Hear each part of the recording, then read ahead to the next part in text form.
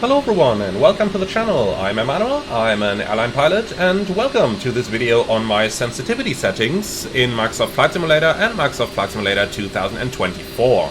This is a question that I get under almost any of my videos, so I decided I would do a video in which I explain my settings and the reason why I'm using those settings. So let's first of all get inside where it is a little bit more quiet, and now let's have a look into the settings themselves. So if we go to the control settings and the Thrustmaster A320 pilot, which I am using at the time being, and to my hardware settings, you can see that I'm actually not using any sensitivity settings. The only input that I've done over here is a very slight dead zone, because my stick tends to otherwise put you in a slight right-hand turn. So that is the only change that I've done. And this would look exactly the same to all my other joysticks as well. Now, why don't I use any of those settings then? Well, the answer to that is actually rather easy, and it is that I am using the feeling of the controls that the developers of the add-on want to give you. Now, what does that mean? That basically means that developers put some line of thought into the way they make their aircraft feel. Now, when I do a certain input on my controls, basically the developer would have decided when they developed the flight control system of the add-on how they want the aircraft to respond to that. And based on this piece of information, the beta testers, the real-world pilots involved in the development, would tell the developer like, yeah, you need to change it a little bit in this way or that way. Now, I've been using no sensitivity settings for the past 10 years, and I've been using it with all kind of joysticks, the WinWings, you name it. And basically I always felt my aircraft are handling fine like this.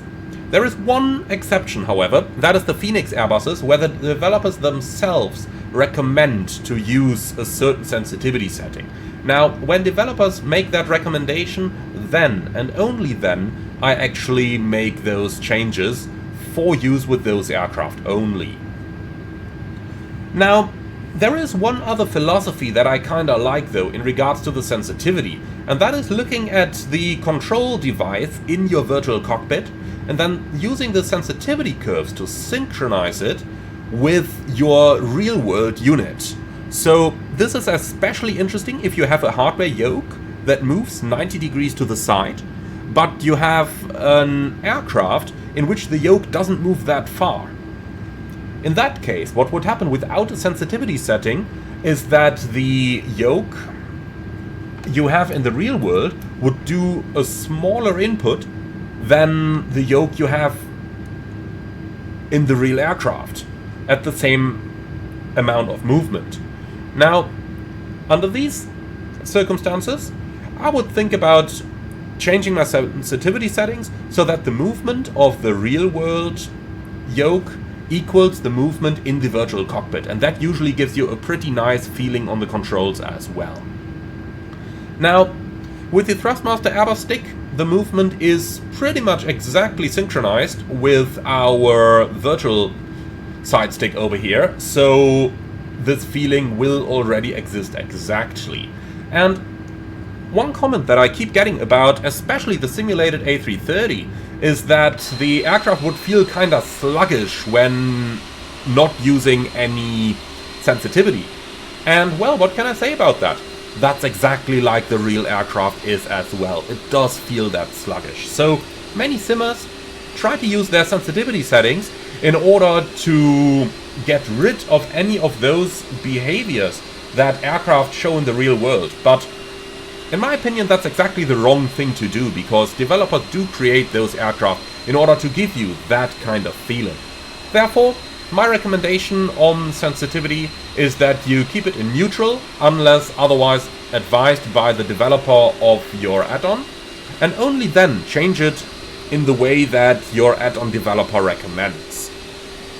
Well, and that is my take on joystick sensitivity settings.